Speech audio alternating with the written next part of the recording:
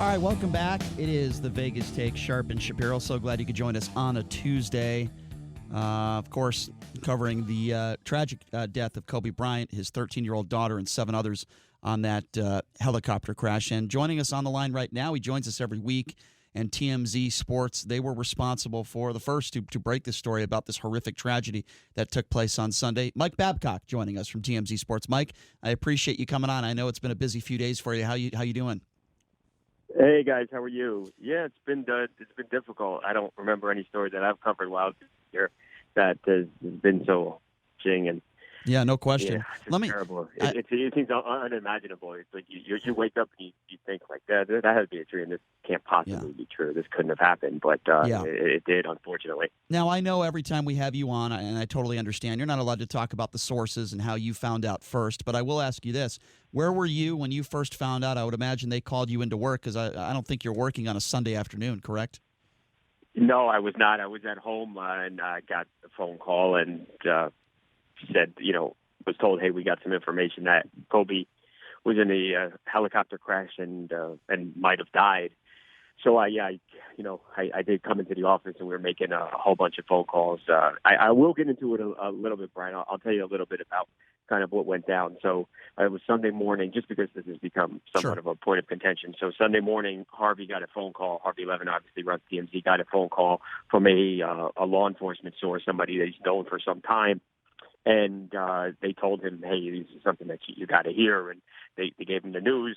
And at that point is when, kind of we were all alerted. I was alerted. And we started making a whole bunch of phone calls over the next 45 minutes to an hour.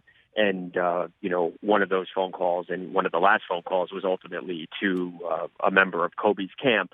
And they confirmed the news with us, and then they understood that we were going to post the story. Right. And that's when we posted the story. So just like with any other story that we ever post, and even more so when it comes to something that's so serious as this, because you just can't be wrong about this because the implications are huge. So, we had gotten to a point where we were comfortable and confident that this, was true.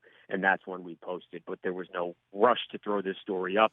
Right. Nothing like that. We talked to many people, including Kobe's camp, before posting the story, and that's what we did. And I'm really glad to hear that, by the way. And it sounds like me too. You guys did your due diligence. Isn't it interesting, though, that law enforcement, some members of law enforcement are criticizing you guys, and many on social media, sadly, and I'm on your side on this one, by the way, are saying, well, you should have told the family first. They shouldn't have to learn through social media, when it is a law enforcement official that tells your boss, and now law enforcement officials are complaining that you shouldn't have released the information before they told the next of kin. I disagree with that sentiment, and I'm on your side. What do you say to that? Right, Kobe and Gigi were the only ones, first Kobe, then a little bit later on, Gigi were the only people that we named. And when we posted the story, every TV station, radio station, website, newspaper across the country, many across the world picked up the story and reported it too, because it's news. It's sad. It's terribly sad. The saddest thing. But Kobe Bryant was a public person, and was very famous, very well known, very much still in the spotlight. And when Kobe dies in a terrible helicopter crash, sad as it is, it's news, and that's why we reported on it. I don't think we did anything irresponsible.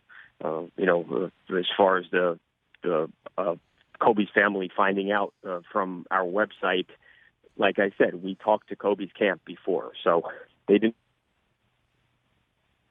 Mike, you still there? I think we lost you.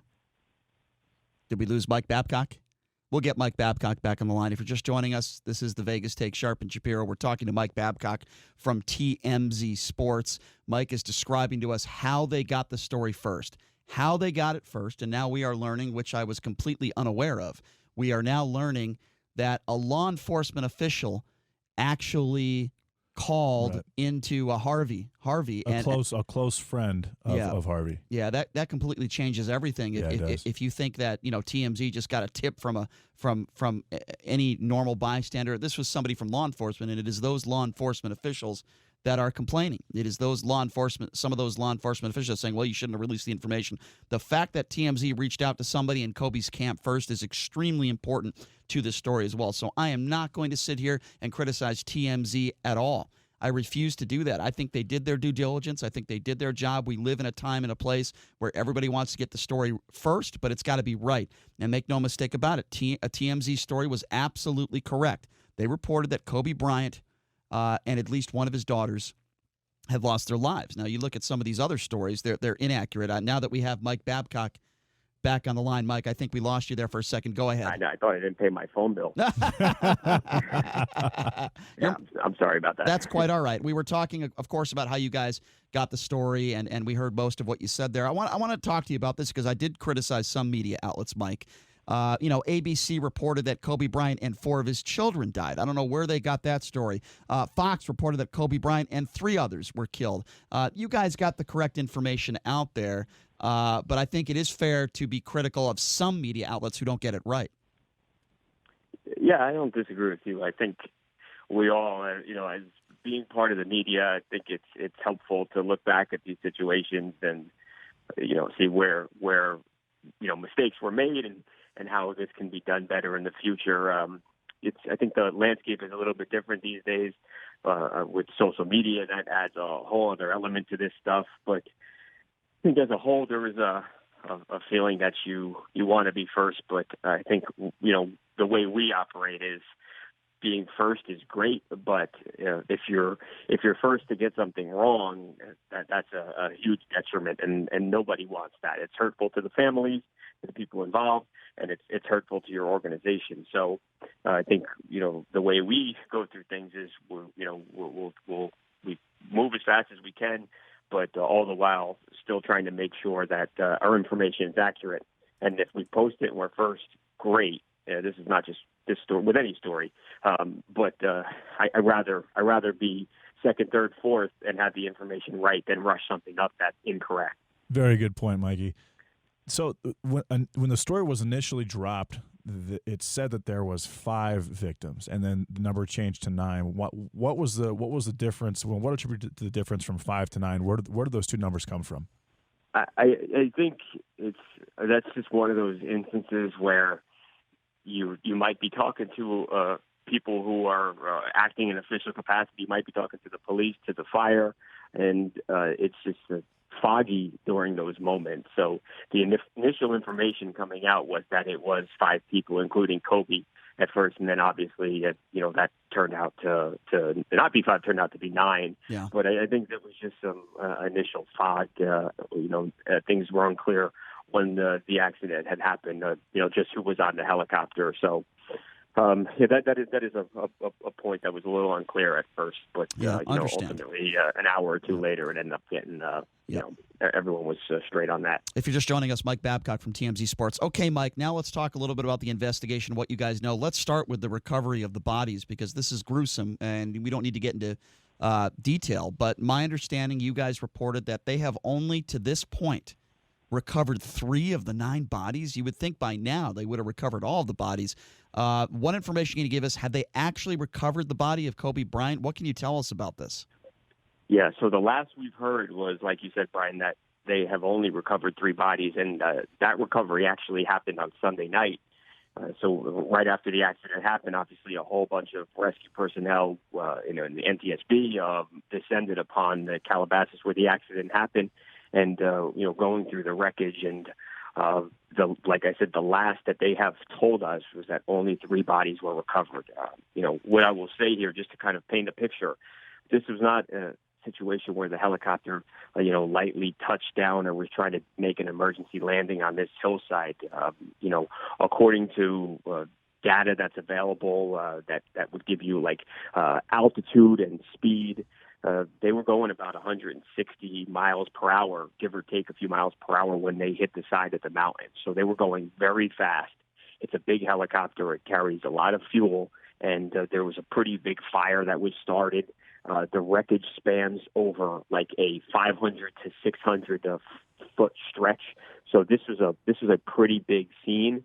And the impact was a really large impact. This helicopter hit the side of the mountain very hard, and I think that's why they're having some difficulty with recovering the victims and just going through everything. Yeah, I don't think it's beyond the realm of possibility to say that they may never recover Kobe Bryant's body or his daughter's body, sadly. Now, we don't know that for sure.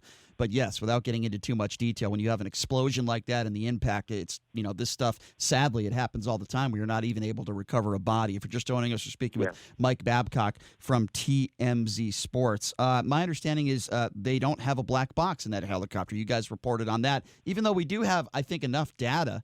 And I understand that it's an ongoing investigation, Mike, and maybe you could discuss this further, but it certainly appears to any logical person, based on the information we do know, that helicopter should not have been in the air.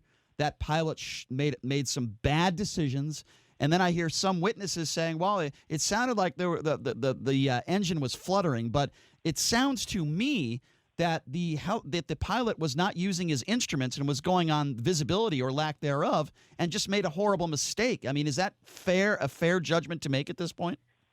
A lot of that's still in the air, Brian, but to kind of go through those things one at a time. So the black box, no black box in that helicopter. I actually spoke to a guy who from 2014 to 2016 actually was Kobe's pilot, and he flew this exact helicopter that crashed. And he said that, first of all, it's like a limousine in the air. It's a really nice helicopter, and these things don't or are not known to have mechanical issues. He said he would be very shocked if there was it has two engines, if there was like a double engine failure. So he said that would shock him. He said, in fact, I don't know of any cases where that's ever happened before. So he essentially said that, seems like it might have been pilot error. But so no black box, not required by law to have one. As far as what happened, the NTSB is investigating, but it was a very foggy day in LA on Sunday. LAPD had grounded their air units, so the LAPD choppers were not flying at that point. And if you look at just how fast and how low the helicopter was flying, it was really flying low. I mean, when they left Newport, Orange County, near where Kobe lives in Newport Beach, they were flying like 300, 400 feet above the ground for a good deal of the trip north. And then they circled a little bit while they talked to air traffic control, and they did eventually go up to about 2,000 feet. But 2,000 feet was still too low because it's a very hilly, a very mountainous region in the valley in Calabasas where they crashed, and they just didn't clear it. So from the speculation is, and where it looks like things are pointing is that they just crashed into a mountainside going really fast, a mountainside that they likely didn't see because of the fog. So you did a story that Kylie Jenner, her daughter Dream, a couple other celebrities not only had flown on this particular helicopter, but also with the pilot, Ara Zaboyan. Has anyone else come out and said that they were a part of trips with the pilot before? I haven't heard anybody besides Kylie and obviously Kobe that I've heard of. But it's like I was just saying, it's a nice helicopter. It's a luxurious helicopter, so it's not surprising to me that they would have flown on this thing before. Mm-hmm. And this pilot, this guy's not new. It's not like somebody who just got his license. He had, I want to say, in excess of 8,000 hours in the helicopter as a pilot. And he had his license for something like 13 years. So a very experienced pilot who I'm sure has flown in fog many times before, which makes it all the more puzzling, why this happened, because it seems like it was an avoidable accident. If you're just joining us again, Mike Babcock, TMZ Sports, they broke the tragic story of Kobe and his 13-year-old daughter, 7 others losing their life in this crash. Okay, Mike, let's talk a little bit about reaction, how people in L.A. are handling this. We just played the Shaquille O'Neal podcast audio, which you guys have, I believe, on your website as well. It's brutal. I feel horrible for all of his friends and family. Everyone that's come out, I've never seen so many people show so much emotion, whether it be athletes or even people that didn't even know Kobe. Talk a little bit about that. Now I'm hearing that for the NBA All-Star Game, and maybe you could talk a little bit about this. The East is going to wear number 24. The West is going to wear number 8. I've also heard rumors about they're going to do a Kobe statue outside the arena. There's so many things that people are talking about right now, and I think it's good. I want to get your thoughts on the Lakers-Clippers game that was postponed tonight. I also want to get your thoughts on the UConn women honoring Gigi. As you know, Gigi wanted to always be a UConn Husky. They honored her yesterday at the game. There's so many things that I want you to talk about. If you can remember all those questions, just in regards to reaction and how people are reacting to all this and honoring both Gigi and Kobe. Yeah, I'll start with this. I've been here for some, not athletes, but some other big celebrities who have unfortunately passed away. Robin Williams was here for Prince's death. And obviously, TMZ before me broke the Michael Jackson news. And I've never seen a reaction like this, just anecdotally, just the ways people seem to be affected by what happened, and by metrics, by just the interest and the website traffic. There hasn't been anything else like this in the history of TMZ. I think this is, and I know Harvey has said this, is the biggest. This is like the most interactive story, that we've ever put up. And it's been incredible. It's been everyone. It's not just a Los Angeles or United States thing. It's a global issue, and it's being felt across the world. And I think we know basketball is a global sport, and Kobe was one of the giants in the game, and he was just somebody that so many people looked up to and loved. He was a superhero to people, and most of these people, I see people crying outside on the street. I went to get a haircut last night, and the mood in the barbershop was so somber, and it's like someone they know passed away, and it is that. Even though people haven't. Most people haven't met Kobe one-on-one, had a conversation with him. He gave them so many great memories over a 20-year period. And because of that, you do feel like you did lose a family member or a close friend. And that's why people are genuinely upset. And it's people in LA, it's regular people, fans. It's, you have Trump, Obama. We saw Hillary Clinton, and we broke the news to Hillary Clinton. And she was upset by it. Just this knows no bounds. This has affected everybody, and I think those tributes are would be very nice. I haven't been able to talk to anybody at the NBA yet because I've been a little tied up today. But the 8 and 24, I think that's nice. I think Shaq just got a statue a couple years ago outside Staples Center. I think it's a lock that Kobe will get a statue. There's a lot of talk. There's a push to change the logo from Jerry West to Kobe, and I think everyone's kind of searching right now for a way to pay tribute to this guy who was just taken from us way too early. All right. Well, Mike, we know how busy you are, and we appreciate you coming on our show every week, but especially at this time when things are so difficult and you guys are so busy over there. But I'm on your side. Keep up the great work. I don't think you guys did anything wrong. You certainly have your work cut out for you in the weeks and months to come. There's going to be a lot more information in regards to the investigation, reaction. Last question before we let you go, Mike. I know it's still really early, but any information on possible, funeral arrangements, services for Kobe and his daughter Gigi? I mean, is it still too early to be asking those questions? No, I think people are wondering. People are wondering about primarily a public event that they would have, maybe presumably at Staples Center. But, with the people I've talked to, that's stuff that they're gathering right now. But it's all complicated because of how many people were involved in this accident and because of the recovery for the body, looking for the bodies and the investigation. So there's a lot of moving parts here. And just the devastation that Vanessa Bryant and the rest of her family is enduring right now. So I think that's why it might take a little bit longer than would be typical in the death to get this stuff put together and made public. But I expect sometime soon we'll have some information on that. And cool. I do anticipate that they will have something for the public to sure. come and kind of pay their respects to Kobe Bryant. Sure, and I know you'll have a lot more information for us next week and some updates. Mike, I always appreciate when you come on, especially appreciate it at such a busy time. Thanks so much, man. I really do appreciate it. Of course. Thanks, guys. It's good to talk to you. Yep, good to talk to you, thanks too. a lot, Mikey. There you go. Mike Babcock from TMZ Sports joining us. They covered and broke this story of the Kobe Bryant crash that killed him, his 13-year-old daughter, and 7 others. What we learned in that story, yes, there are a lot of people on social media, people all over the country that are criticizing TMZ, saying that the family should have known first. Well, guess what we learned in this story? See, I can't stand it when people are critical of others and they don't do their due diligence. And it does not surprise me that TMZ did do their due diligence. What did they do? Well, we just heard that a law enforcement official called Harvey and gave him the information that they believed that Kobe Bryant had died on this chopper. Then what does TMZ decide to do? They do what any publication would do. They make a bunch of phone calls. They try to confirm. They didn't put it up on the website right away. And what did they do?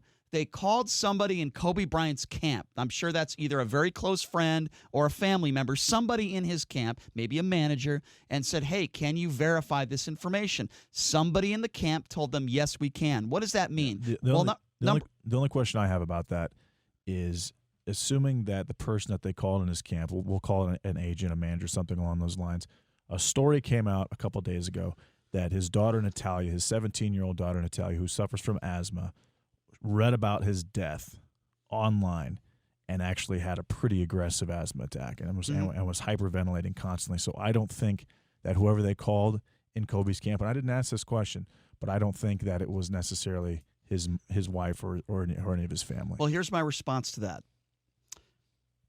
That's horrible. And I have images in my head of his daughter, seeing that on her phone or somewhere and having that asthma attack. It gets me choked up. I can't. I don't even know what to say. But sadly, I'm going to say this, and you might disagree with me. I don't think it would have made the situation any better if a law enforcement official told her. No, I totally agree. She probably still would have had that asthma attack. I totally agree. I don't think it would have changed. Whether you see it on your phone, I'm just speaking for myself, right? Let me put myself in this situation. Right, absolutely. If God forbid, I hope I never get this information. But if something tragic had happened to a member of my family, if I read it on a media outlet or if police knocked on my door, for me, it's the same reaction. It wouldn't change your reaction. It's the same reaction. And I don't think TMZ covered this disrespectfully either. Me either. I think whoever they called knew Kobe's schedule and knew that he was on this particular helicopter. Of course. That's who it had to have been. So I'm guessing it was a manager of some sort. It had to be somebody, that knew what was going on. Yeah. And obviously the first people you think of, besides those who lost their lives, all 9 of them who have families, friends, there were more kids on that helicopter. It's awful. But the first people you think of is next of kin, fathers, mothers. I mean, the worst thing is, think about, besides the kids, the fact that Kobe now still has 3 daughters that are going to grow up without a dad and his wife. Kobe's parents are still alive. And they live in Vegas. Yeah, Kobe's parents are going to have to bury their son. I mean, it's no parent should ever have to do that. They're going to have to bury their granddaughter. I mean, that's what gets me, like I said, what gets me more than anything and what gets me emotional is the whole family situation, And a video just came out this morning, JD, the day before Kobe lost his life. He's hanging out with his 3-year-old daughter at the mall. And I'm watching this video, and I see what a great father he was. And we all knew that before, unless you're completely I don't know. I guess if you're just a Kobe hater and you don't want to realize the fact, Kobe was a fantastic dad. He was so involved in his daughter's lives, and that's part of the reason why he lost his life. He was trying to get with his daughter to her basketball game in a timely fashion. And as you know, L.A. is the worst when it comes to traffic. That is why he took helicopters. He didn't take helicopters because he wanted to be all fancy. He didn't take helicopters to show it off to people. He took helicopters because he was an extremely busy guy, as many celebrities do, couldn't deal with the traffic in L.A. He had so many things going on in his life, and he did it because you only get 24 hours in a day, and he didn't want to be late to certain functions and events. And a lot of people that are close to Kobe said the last few years of his life, since he retired, were the happiest years of his life because he was at peace, because he was able to spend time with his family and be away from basketball. And they say, and Kobe has said that to many. I saw an interview that Derek Fisher did, and Derek said the last conversation he had with Kobe was telling him about how happy he was and so at peace he was, that he was able to spend so much time now with his family and watch his daughters grow up. That's what breaks your heart more than anything about this we'll story. Get into with Larry Stacey more about the regiment, the strenuous workout regiment that Kobe Bryant had. But I'll give one story. He was at USA Basketball, and the players had woken up at 8:15, and they were getting ready to get breakfast. And Kobe showed up. He had been up since 5:30. He was icing both of his knees, and he had worked out by himself for 2.5 hours. Like, that's just the type of stuff that Kobe Bryant did. Yep. Which would take up a lot of his time. There's a lot of stories like that, and his motto was always, I'm going to work harder than you. Which he did. And he worked harder than anybody. Everybody. He was the first person in the gym, the last person in the gym, and it wasn't just basketball. It transcended to a lot of other things. We will continue to cover this story, as I mentioned in hour number 3. Former college basketball coach of the year, Larry Stacey, will be joining us in studio, and he's going to share us a Kobe Bryant story that you will only hear Hear, hear. Is that a word? Hear, hear. You will only hear it here. I should probably put an it. I should probably put an it in between the two hears. But anyway, I really like that a lot. Larry will be joining us great. coming up in hour number 3. Coming up next, Dr. Judith Ford. She's going to give us the latest on this coronavirus. Should we be worried? She's going to be coming up next.